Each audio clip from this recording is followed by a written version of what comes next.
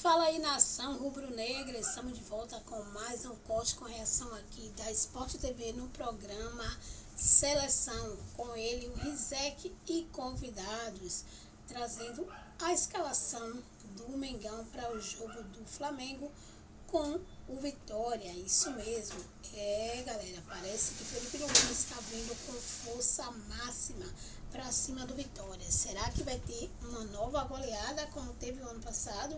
8-0, galera? Parece que sim, viu? Se você quer saber de todas as novidades, as últimas do Mengão, fica comigo até o final. Se inscreve no canal, ativa o sininho para não perder nenhum conteúdo que rola aqui no canal. Lembrando aí de deixar os créditos para Sport TV. Vamos pro vídeo, galera. Cuidado para não tratar o Marinho só pelo folclore, porque ele fez coisas grandes. Já foi campeão de Libertadores e melhor jogador da América. Grandes, né, nos clubes que defendeu. Por outro lado, parece que o folclore não consegue se desapegar do Marinho. Não sei se vocês viram, se não viram, a gente repete.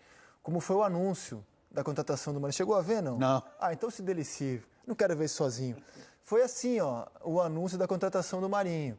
Você não sabia quem era o Homem-Aranha chegando na loja oficial do clube, tal. E aí, fala, mano, beleza? Beleza. Vim me associar, pronto. E aí, meu pai, beleza? Que mandas? Vim fazer um negócio aqui, meu irmão, tal, na loja oficial ali do Vitória, no Barradão. Pedi o nome, Mário. Não, Mário Sérgio. Pá. Foi assim, ó. É muito bom isso, cara. É muito bom esse anúncio, cara. Muito divertido. Eu acho que mais do que a questão eu acho legal o vídeo, eu acho maneiro, assim. É porque chama também para o torcedor ser sócio. E ele é um cara que, assim, acho que vai dar personalidade do cara. Ele é esse cara que é resenha. Ele estava na arquibancada no jogo do Vitória, foi fotografado lá, né? Ele é esse cara que é resenha. Eu acho que a questão dele é que, pelo que as últimas passagens dele nos últimos clubes, acabaram meio que ficando reduzidas a essa questão do folclore, porque ele não conseguiu desempenhar. Ele não conseguiu jogar futebol à altura do que, por exemplo, como disse o PC. A gente viu ele no Santos... O Rei da América. Rei da América, só que isso já Pedro, tem você 6 usaria anos. uma roupa dessa aqui no Seleção um dia desses, não? Não, mas de forma alguma, acho que nem... Vou pedir pro Lédio. O Lédio certamente topará esse O desafio Lédio de um dia entrar assim. Essa lycra assim, coladinha. O Lédio vem. Certamente o Lédio, vamos dar esse desafio, o Lédio certamente topará usar. Olha, ele era o melhor jogador do futebol brasileiro em dezembro. Por que em janeiro, fevereiro, ele não está jogando aquilo que ele jogou no fim do ano? Rolaram férias, os clubes pararam e o Arrascaeta tem essa característica. Ele demora mesmo, um pouquinho mais que os outros, para engrenar na temporada. Nessa, ele estreou contra o São Paulo, entrou no segundo tempo, né, na estreia do Campeonato Brasileiro. Depois ele foi titular contra o Corinthians, jogou 69 minutos, não jogou bem. E contra o Inter jogou os 90 minutos e marcou um gol. O Arrasca do ano passado, nos primeiros 3 jogos, também estava assim, em marcha mais lenta. Ele também tinha 2 jogos como reserva, agora são os... Né, Esse ano ele jogou mais minutos, né? Ano passado foram os 3 como reserva, esse ano 2 como reserva. Esse ano jogou mais minutos, já que no ano passado. Porque ele jogou 109 ano passado e esse ano exato, já até são porque 93. Os primeiros jogos da temporada desse ano valem mais do que do ano passado. Exato. Mas se você lembrar, quando começou, eu lembro bem, quando começou o Campeonato Brasileiro, havia um tom assim não de cobrança, mas era um tom de expectativa, porque o Arrasca tinha feito uma cirurgia no fim de 24. Isso. Demorou para ele engrenar em 25 e foi justamente contra o Vitória, quando ele marca aquele gol de bico, que ele começa a fazer gol e não para mais no Campeonato Brasileiro. Então, assim, é um jogador que ainda está, como o time do Flamengo, ainda está engatando as marchas. Ele vai aquecendo, né? Assim, talvez entre os outros jogadores seja aquele que precisa de um tempo maior para poder se estabilizar numa temporada. O Flamengo tem esse jogo de hoje, tem domingo Botafogo e na semana que vem, na quinta-feira, a primeira partida pela Recopa Sul-Americana contra o Lanús.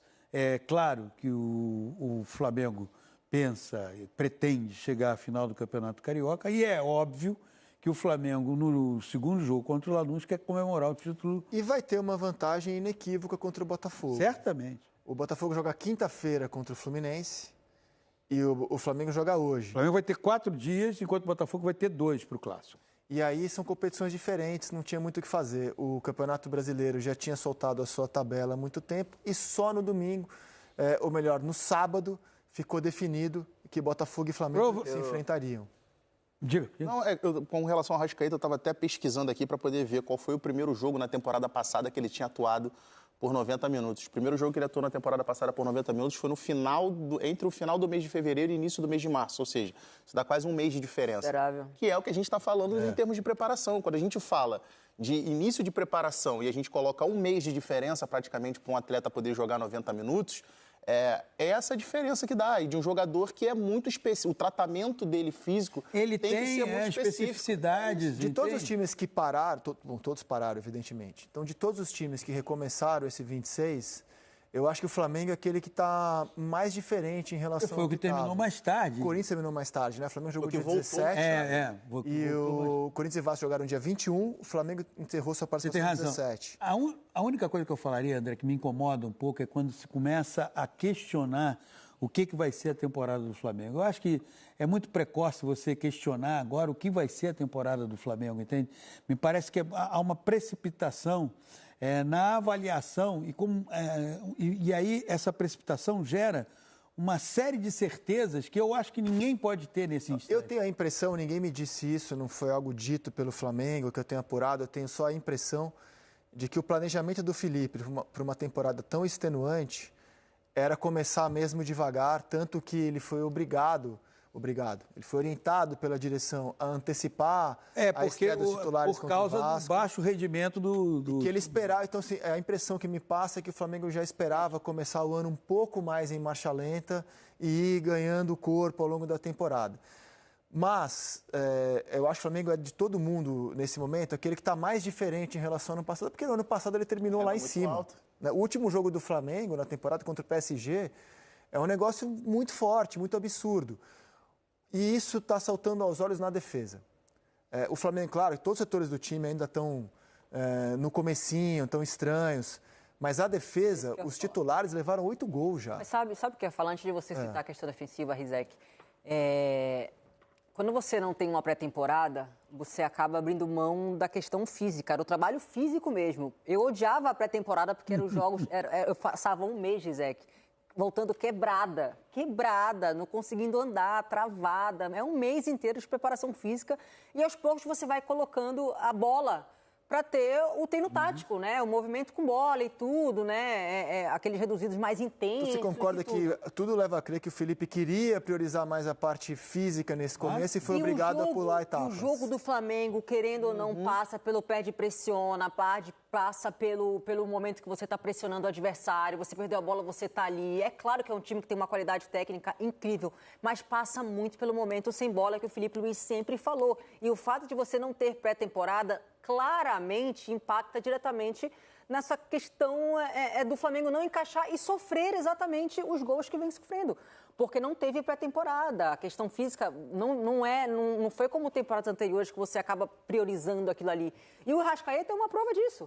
O Arrascaeta é uma das provas disso, entendeu? Então, assim, eu acho muito natural a gente ver essa queda de desempenho, fora que não teve pré-temporada, mas pelo jogo que o Flamengo acaba fazendo sem bola, que você precisa da questão física, para os movimentos serem coordenados. Para mim, o Flamengo passa exatamente todos os times passam, mas o jogo do Flamengo passa muito por isso também. Para corroborar com o que a Calan disse, o Felipe Luiz é um treinador que na temporada passada, em determinado momento, ele abriu mão do que para mim é o melhor centroavante em termos técnicos do continente. Ele abriu mão desse cara porque no entendimento dele, ele não estava entregando fisicamente o que ele exige demais dos jogadores dele com relação a essa questão da pressão, do momento sem bola e tal, assim. Então, o jogo do Flamengo passa por isso, passa por fazer essa pressão, passa por ser um time muito intenso também sem bola. Se você fisicamente está abaixo, e até em termos também de organização, a gente tem jogador. O Paquetá vai fazer o terceiro jogo pelo Flamengo. Então, assim, ele tem mais jogo do que treino. Esse cara ele ainda não está encaixado no contexto exatamente da maneira organizada de subir para pressionar, como é que faz. Então, assim, tem peças também que estão entrando no time, então é natural que haja essa, entre aspas, essa dificuldade, essa desorganização momentânea que, quando você fala do sistema defensivo, acaba sendo quem sofre mais. Tá? Porque se o ataque deixa de fazer 2 gols, mas aí o Pedro vai lá e guarda 1, beleza, tá? Fez o papel dele. Agora lá atrás... 8 gols em 5 jogos, né? Dos titulares. Isso mostra o quanto está desequilibrado. Agora, esses números e o próprio desempenho, em 6 pontos disputados no campeonato, está com 1 ponto conquistado. Nada disso é para colocar em dúvida a capacidade e o poderio que tem o Flamengo. Aos poucos, evidentemente, os ajustes vão começar a acontecer e o sistema defensivo, que é um sistema forte, não só do ponto de vista quando atacado, mas também quando vai à área adversária. Olha como é que o Flamengo termina a temporada de 2025 com os seus zagueiros se destacando na área adversária. O gol é marcado, o gol da conquista da Libertadores é marcado por um zagueiro, o Danilo. Então, aos poucos, esse ajuste vai acontecer. Eu estava pensando, até no que você falou na abertura do programa, né, de 6 pontos, ganhou 1. Isso tem um peso? Tem um peso, mas olhando o contexto, os outros adversários também vão ter os seus tropeços. E o mais provável é que o número de tropeços do Flamengo seja menor. Consequentemente, um ponto perdido aqui ou perdido acolá, ele pode ser recuperado. Eu acho que eu continuo tendo, para mim, são 2 rodadas, então eu vou trazer um conceito do ano passado. O favorito isolado para a conquista do campeonato, na primeira prateleira, para mim, é o Flamengo. E aí, na segunda prateleira, você tem outros candidatos, outras equipes. Mas o Flamengo, para mim, continua isolado na primeira prateleira como favorita. Mesmo com a chegada do Arias para o Palmeiras, isso muda alguma coisa na sua avaliação? Vamos ter que ver. Deixa mais próximo, mas eu concordo. É um baita jogador. Eu também acho que o Flamengo é o maior favorito. Ele continua isolado. Houve uma época que começava a temporada, não sei se vocês vão concordar, com Flamengo e Palmeiras sentados à mesma prateleira. Os dois ali. Mas dessa vez não. Dessa vez o Flamengo está isolado nessa prateleira. O Palmeiras está ali tentando se remontar. As movimentações do Palmeiras, elas trazem jogador cascudo, Marlon Freitas, João Arias. Agora, isso vai ter que funcionar no campo, porque o Palmeiras vai ter que jogar mais do que jogou no ano passado. Eu vejo os dois numa mesa prateleira, com o Flamengo à frente, e vejo o Cruzeiro um abaixo como desafiante, como um candidato, não um favorito. Favoritos são, na ordem, para mim, o Flamengo, pelo elenco que tem. Pontos corridos não tem muito segredo. Eles são vencidos em 90% dos casos pelos melhores elencos. A regularidade que esse elenco apresenta. Então, como o elenco do Flamengo ainda sobressai, ele é o grande favorito. Sim. Seguido pelo Palmeiras, e vejo o Cruzeiro como um desafiante. E ele foi, no ano passado, desafiante, muito em função do modelo de jogo. Que nesse ano ainda é uma dúvida. Eu não estou duvidando da qualidade do Tite. Nunca. Estou duvidando se o Tite será capaz de entregar um modelo de jogo neste elenco à altura do que o Jardim entregou, porque eles pensam futebol de um jeito diferente. Então eu acho que vai ter uma reconstrução do Cruzeiro. Vai ser repaginado.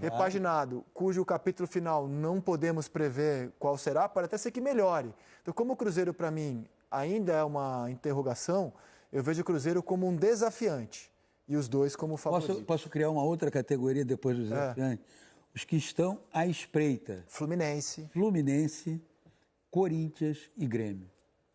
O Corinthians, pelo calendário e pelas falas do Dorival, de que é impossível jogar todas as competições, que terá que fazer escolhas, eu acho que é natural o caminho corintiano nas Copas. Mas natural. Eu entendo o que o PC está falando, ainda mais pela última temporada. E por aquilo que o Dorival fala, que vai ser impossível jogar as 3 competições. Então, eu acho que o Corinthians vai fazer uma escolha natural pelas Copas. Mas o Corinthians desafiou, é claro, início de temporada. Desafiou o Flamengo, foi melhor. Desafiou o Palmeiras, foi bem melhor. No mata-mata... Então, por isso que acende uma... Eu concordo plenamente. No mata-mata, ele passou no passado pelo Cruzeiro, pelo Palmeiras, esse ano pelo Flamengo. Então, no mata-mata, o Corinthians encara qualquer um no mata-mata. Mas você vê o time do Corinthians... É bacana, tá bacana de assistir. Então, você está corroborando o que eu estou dizendo. Sim. No mata-mata, o Corinthians tem chance de ganhar a Libertadores. Tem chance. Mas eu não vejo chance de disputar a Libertadores, a Copa do Brasil e o Brasileiro para ganhar com o elenco que tem. Domingo o Corinthians jogou mais, pelo menos a meu juízo, teve mais volume de jogo do que o Palmeiras. Teve. Né? Tinha uma hora do jogo que o Palmeiras não conseguia se achar. E quando eu citei o Grêmio, primeiro que para mim, nesse instante, começo da temporada, o Grêmio tem um centroavante que define. Cocemente. E digo mesmo para o São Paulo, que acabou fazendo uma sequência de jogos absurda com o time titular para escapar do rebaixamento. Eu acho que isso, em algum momento, pode pagar um preço cuja recompensa não é tão alta assim, que é o torneio que, para mim, é meramente preparatório, que é o estadual, mas os clubes não conseguem. Por exemplo, o Botafogo, estava refletindo sobre isso. O Botafogo me garante que domingo é jogo à vera, força máxima. Só que aí eu olho os desafios da semana. Fluminense e quinta-feira no Brasileiro.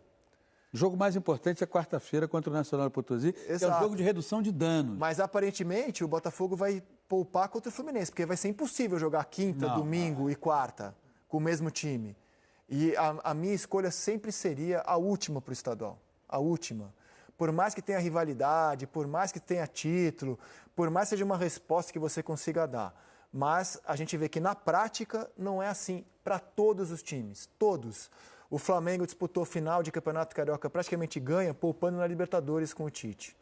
O Corinthians, ano passado, poupou na Libertadores para priorizar as decisões com o Palmeiras. Isso. Então, assim, é para todo mundo. O estadual, na hora H, quando chega a hora da rivalidade, a possibilidade de levantar taça, vira prioridade para todo dirigente. É que no caso do Flamengo, a minha visão... Só para o Textor que não era. Não, ele nem Supercopa...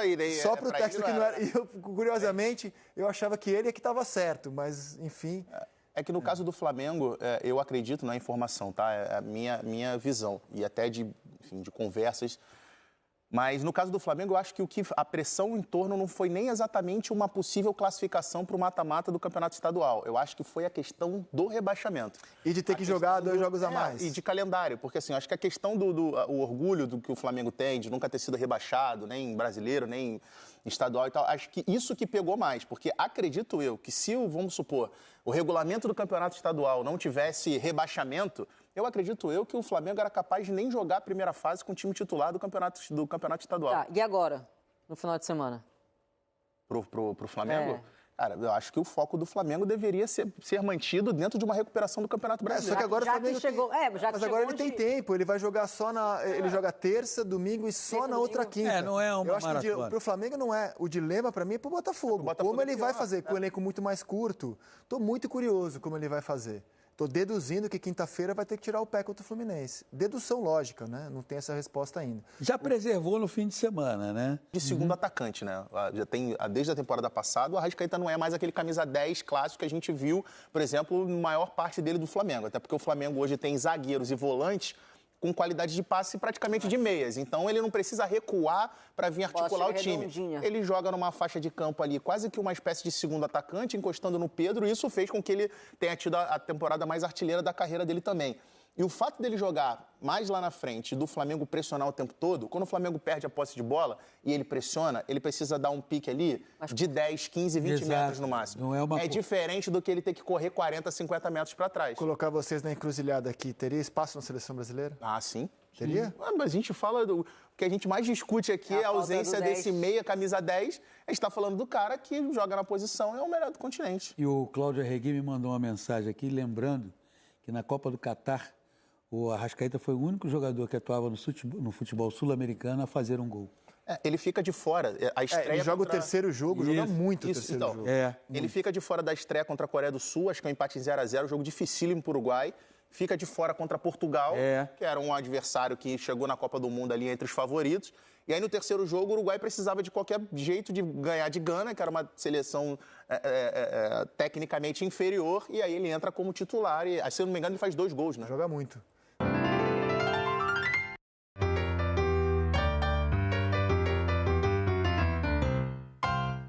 E o Flamengo empatou com vitória no jogo mais polêmico até agora da rodada.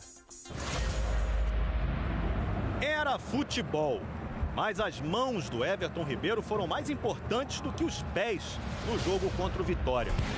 No primeiro lance do jogo, um ataque super veloz do Flamengo, repara como o Everton Ribeiro apontou para o companheiro que estava livre. Dá para ver bem nesse ângulo mais próximo. Ele indicou o passe que o Vinícius Júnior deveria fazer para o Lucas Paquetá. Bateu!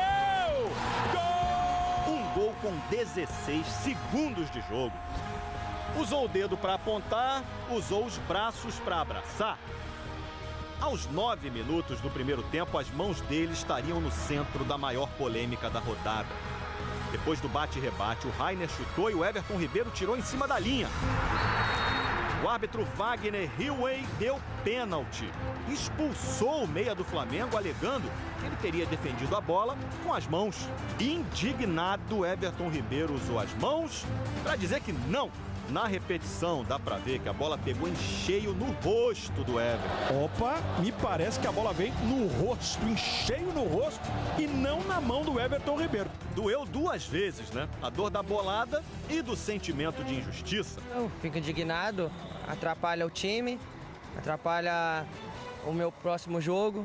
Minha mão estava começando a subir, não deu nem tempo de eu tentar me proteger.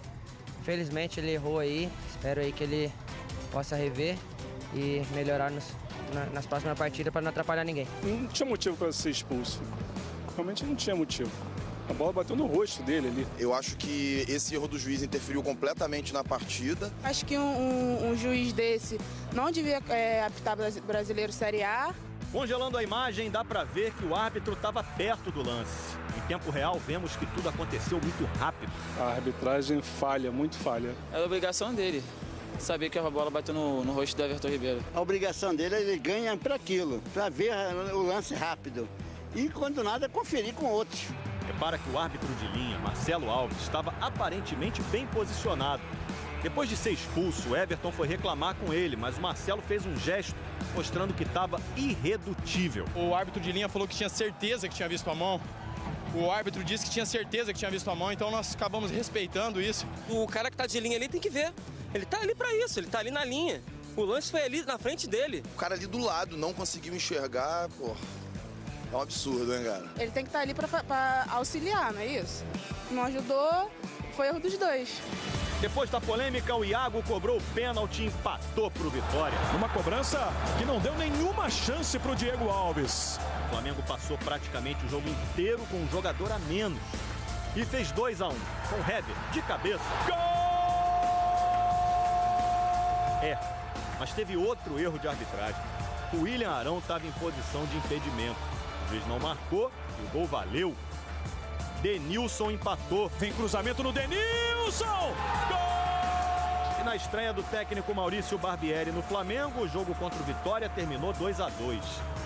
A CBF decidiu afastar o trio de arbitragem dos jogos da Série A. O uso do árbitro de vídeo poderia ter corrigido os erros em campo.